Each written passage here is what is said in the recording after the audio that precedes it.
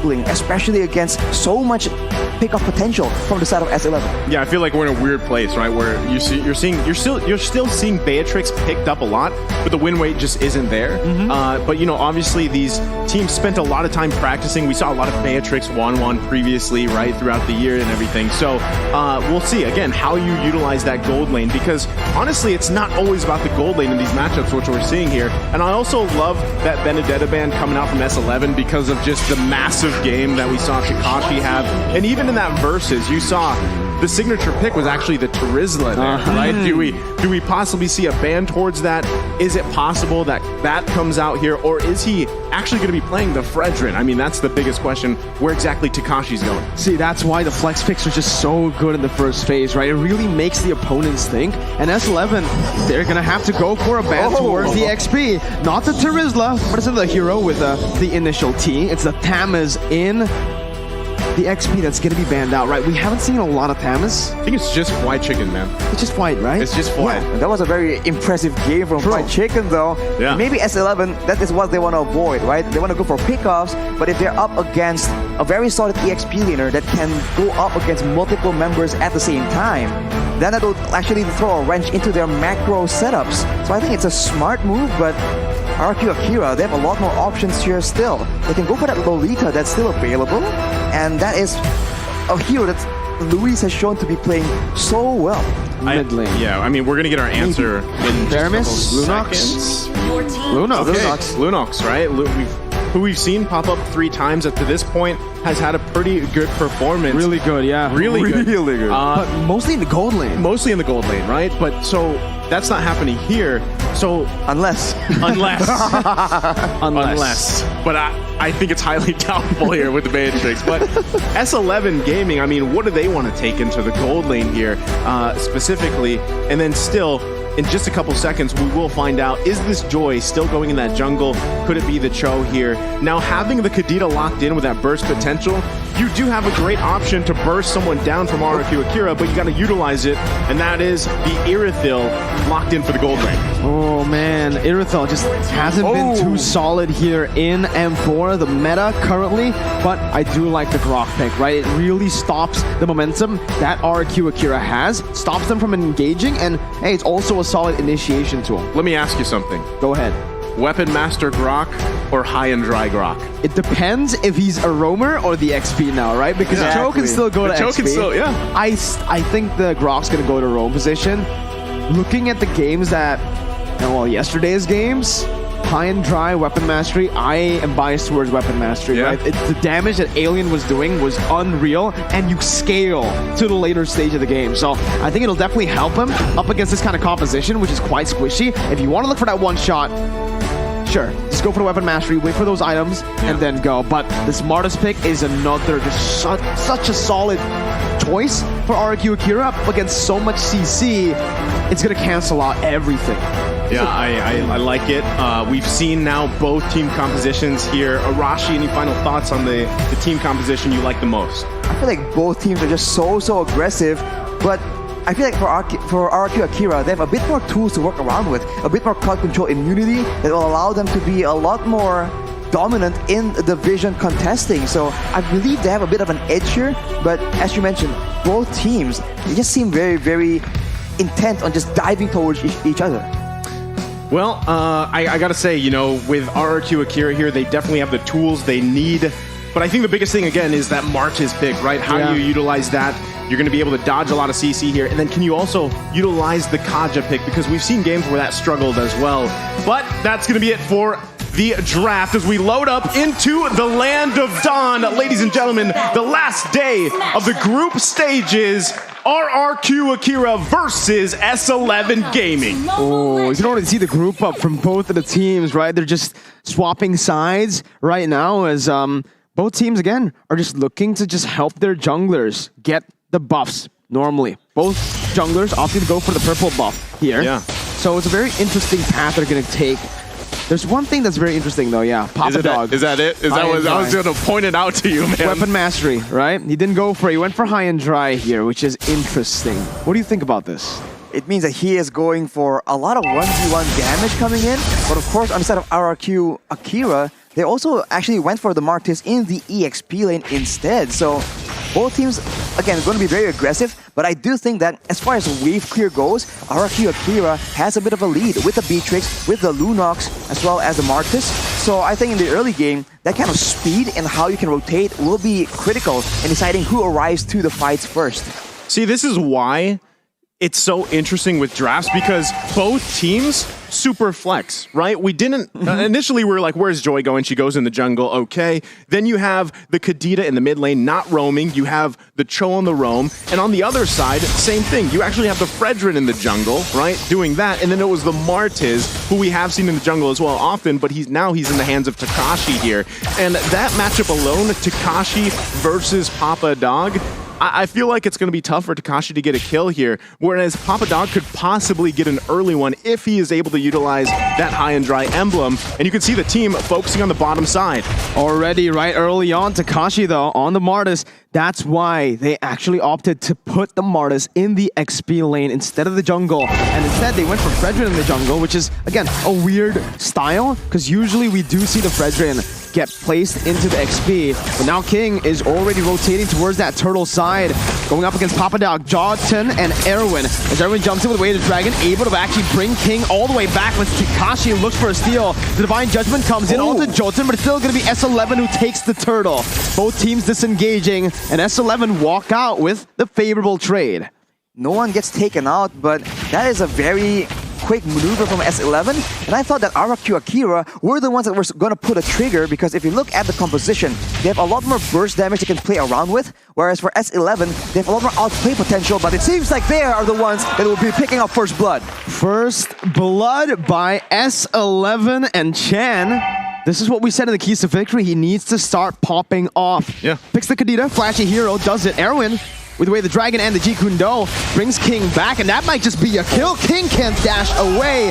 Sagan tries to look for some compensation, but it is not enough just yet. S11 off to a great start here. And yes, like you mentioned, right, Kadita, if you can get these early kills, you've got that last worship here. You also have the Petrify, which again has been debated. You know, do you run with the Flicker? Do you have the Petrify? Obviously, a lot of more people would opt for the Petrify for that combination to get out one member from Rrq Akira. But already, is there anything that sticks out to your eye here, Arashi, for the emblems?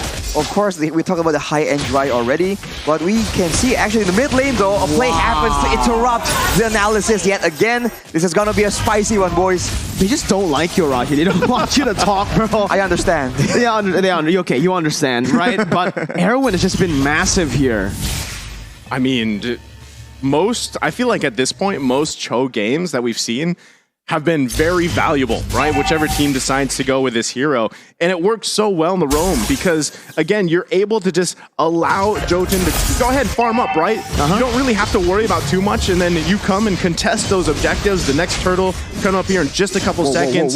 He's going to be in the right situation, but Papa Dog. Ooh, almost getting solo killed by Takashi. And again, this Martis in the XP lane in the matchup up against the Rrq is working really well, as Louise is going to be able to find a Divine Judgment. That's the Bennett's Rage coming in as well, as Erwin is able to find the way the Dragon onto Louise. Who gets the turtle? It's Chan who takes it and secures it for his team.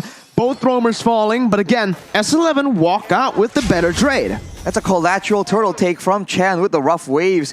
And S11, they're just doing so much better at abusing the fact that Rrq wants to group together and go for that dive in, because then they group up for that big combo, and later on Papa Dog will be in the mix as well. So Rrq, they need to try and spread out a bit, because in the early game at least, they don't really match that burst damage from the Kadita, so they have to wait for some items to come in for that Bandit's Rage like earlier to actually decimate the HP bars of S11. Man, right now, Chan is just, the value on this pick is massive for S11 here.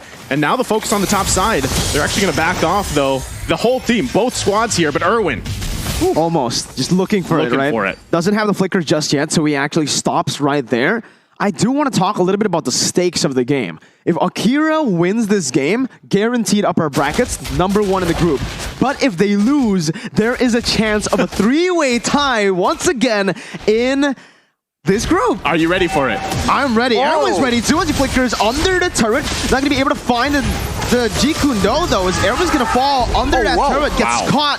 but Sagan falls too. Chan right now is popping off. He's doing what the keys to victory tells him to do.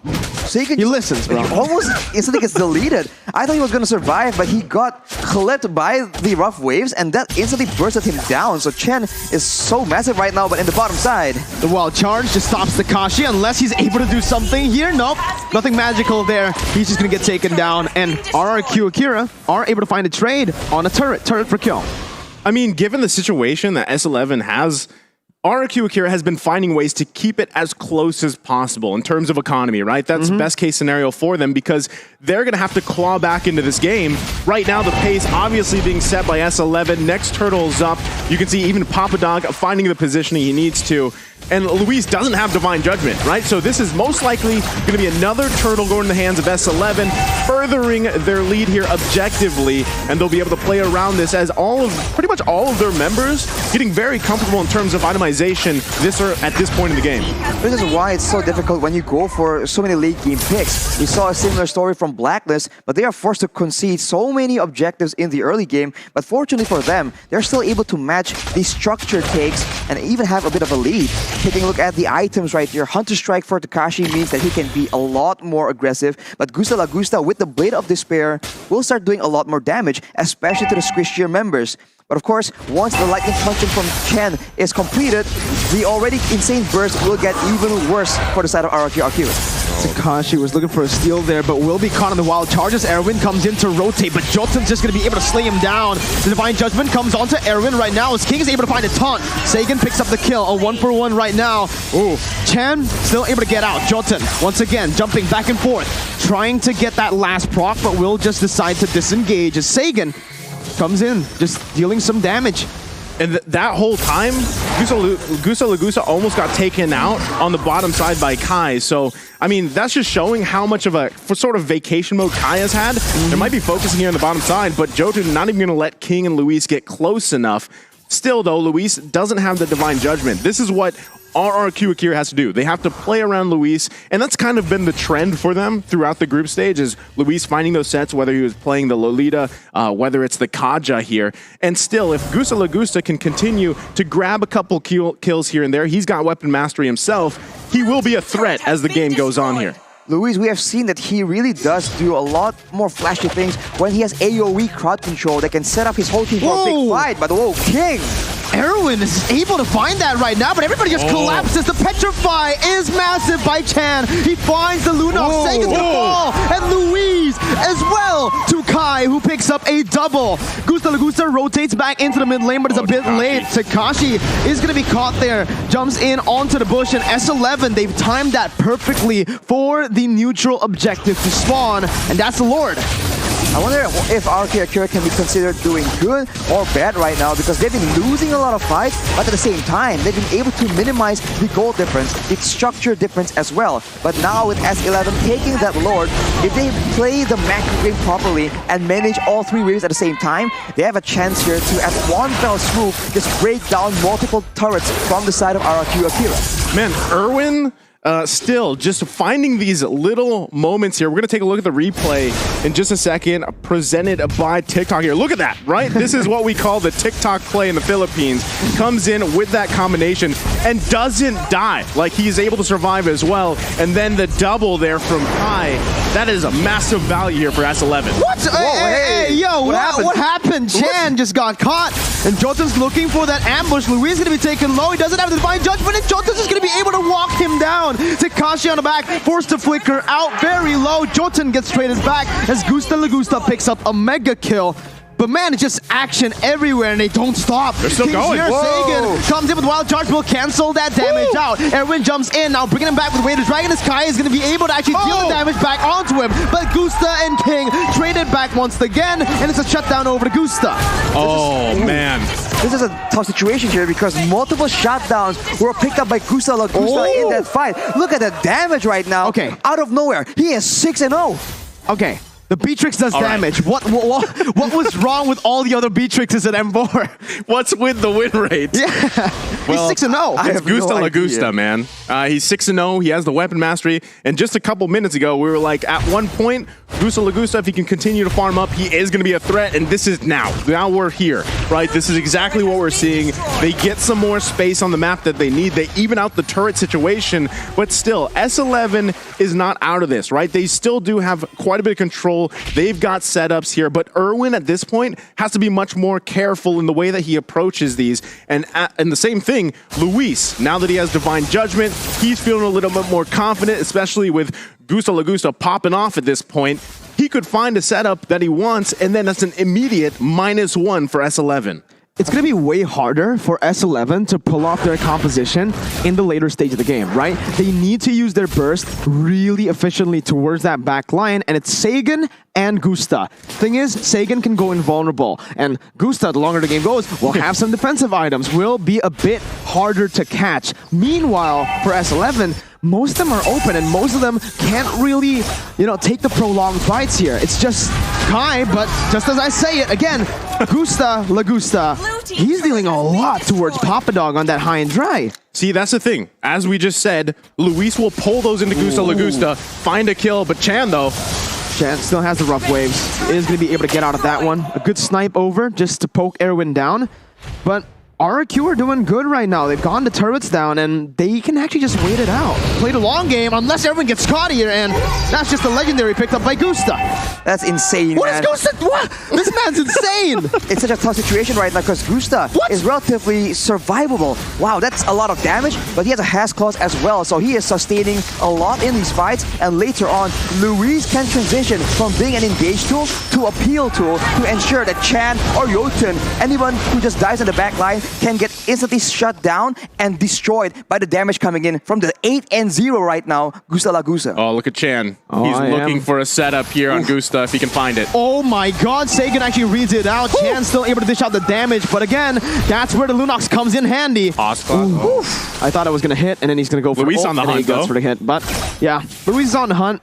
Not really going to be able to commit just yet, though. So, both teams just disengage unless Papa Dog gets caught with a wild charge. He is going to be able to turn it back around onto Rrq Akira. Luis is going to be sprayed down right there as Gusta still dealing a lot of damage in the back. Flickering out to safety as he's going to be able to kite for a bit, but King will fall to the hands of Kai, who's still running wild on Rrq Akira. And picks up a triple kill, and in the mid lane, it's a 1v1 where Chan's going to be able to actually deal out the damage to shut Gusta down. Takashi coming back at it, getting the decimate, and getting a trade back in. It's a 4-for-1. Out of nowhere. That's a 4-for-1 after securing the Lord. Both these teams right now, after taking a Lord, has gotten taken out very decisively. What is going on? Rrq Akira, they stood there with 2 members in that late game in a Lord push situation. I mean, now we've been talking about Gusta La Gusta, and Kai has heard it, and he's like, what about me, right? He's 7-1-3, just had a massive play there. So either way, this game can be anybody's game. S11 still in a good position, and a lot of it still. It's the same thing mirrored across these two team compositions. Who gets that pick off? Who finds a person out of their team? I mean, if it's Papa Dog, great, right? If he can get someone from Rrq Akira out of here, and that target is most likely probably going to be Takashi, as we see him try to focus on these side lane pushes a little bit. But still, as we're about a little over a minute away from that next Lord, it is going to be a crucial to who has the numbers advantage leading up to that objective. But taking a look at the items, how are things going here, Arashi? A Cursed Helmet and an Oracle for Jotun in the jungle. This is a bit of a hybrid build. He wants to do some damage. He needs to have enough to threaten the backline, but still be tanky enough to survive these big crazy fights. As I'm analyzing, the fight breaks open again, Mirko. That Divine Judgment was massive, finds the member, but Chan's gonna be able to trade it back onto Sagan, onto Gusta. Kai is still dashing away. Kai is the way of the dragon, brings King back, locks him down for Jotun to deal the damage back in. Erwin with the Jikundo knocks him up. It's an upset in the making once again, as it's another 4-for-1. Can they actually push into the base here? It's only Luis. There's more than 20 seconds. They're going in. Erwin with a flicker combo in the Jeep Kundo. The mini wave needs to be cleared out. Luis is trying his best to actually buy some time. 5 seconds onto the Lunox right now. That's going to be Luis jumping in again. And that's S11 Gaming pulling another stop to upset the odds. Rrq Akira is down. Their 33 consecutive wins have been shut down by S11. That is such a crazy situation here. The fight is so dynamic. They don't really know what's going on. But S11, with the superior burst, with the more dangerous pick of potential going towards Gusta La Gusta, they're able to make it work. This is an upset, and I think we saw the stats earlier. Everyone is wrong. Ankarakai. I mean, I gotta say, we painted the